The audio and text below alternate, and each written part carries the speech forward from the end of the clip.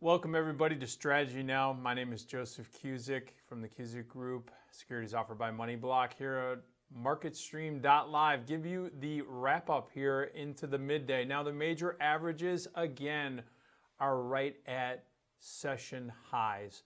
You have the Nasdaq up 1.88%. That's been leading and pacing the upside move. The S&P 500 is up 0.9%, almost 1%.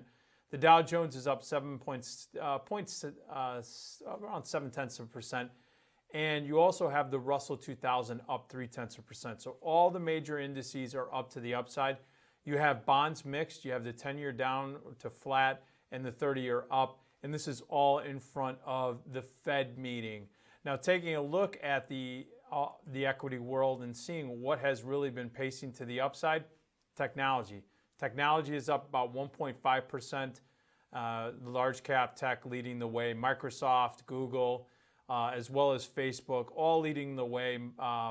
Apple up $2.32, Microsoft up $1.03, and Facebook up $3.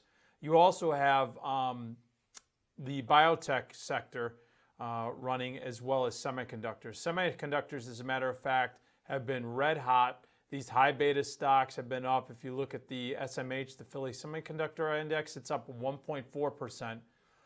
Also, biotech names, they've rebounded very well after being beat up over the last handful of sessions.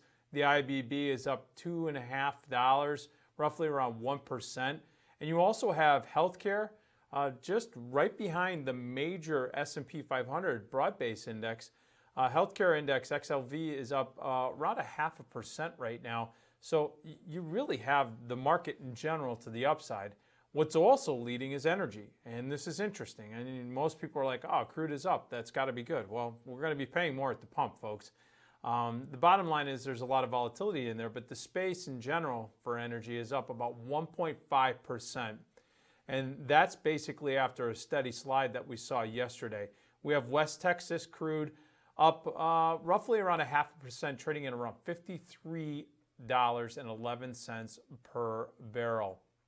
And that's the catalyst really right now for crude, outside of the OPEC headlines, is the fact that the International Energy Agency basically raised its forecast for oil demand in 2017. So very interesting activity in those sectors. Now, one sector that has not been participating to the upside with such velocity has been the financial sector.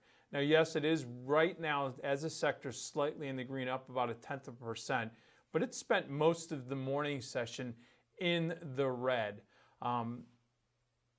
Again, what's the rationale behind there?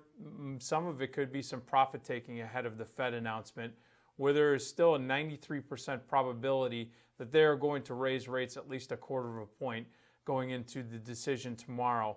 And some of the other components that would also take it a little bit as far as maybe some profit taking, watch the industrials. Speaking of industrials, we also want to look at defense contractors.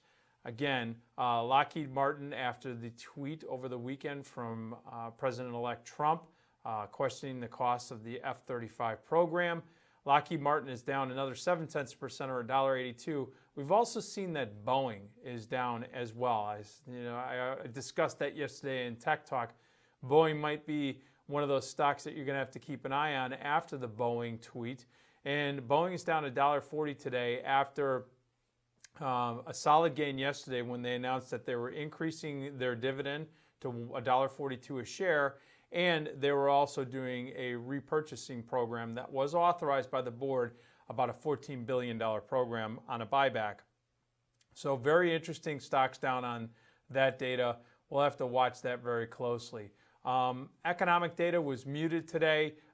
You had a muted reaction to the import prices excluding oil. It was decreased by 0.1% in November after declining. Also, you had export prices excluding agriculture declining 0.1% after increasing about 0.2% in October. Now, again, everybody's eyeballs, ears are going to be perked up waiting for the Fed announcement. I mean, why is that important? Bottom line is this is the most influential central bank in the world.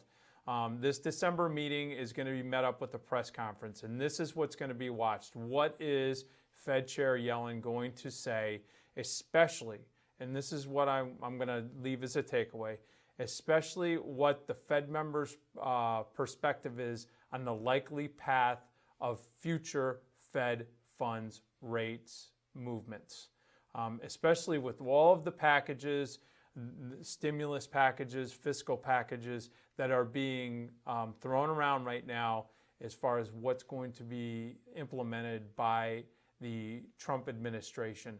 I think there is going to be a lot of focus on that commentary after what looks to be a pretty certain rate hike. I mean, the market's reaction, the equities are up, all-time highs. Bonds are holding in there and firming up, but they've been weak pretty much so up until today. So we're going to keep an anxious eye on all of this. And speaking of anxiety, you're not seeing that reflected in volatility. Volatility is basically muted in that 13 range on vol. So again, folks, not expecting huge violent moves, but that's when you have to be smart. Keep your powder dry going into this announcement, and stay tuned at 3:30 Eastern Time. We will be talking Tech Talk. We'll go over some earnings names as well as take a look at the market in general from a perspective of using charts and also options pricing to give us some forecasts going into these potentially volatile events. All right, that's it for now for Strategy Now. We'll see you this afternoon at 3:30 Eastern Time for Tech Talk here at MarketStream.live. Thanks a lot, folks, and have a great trading day.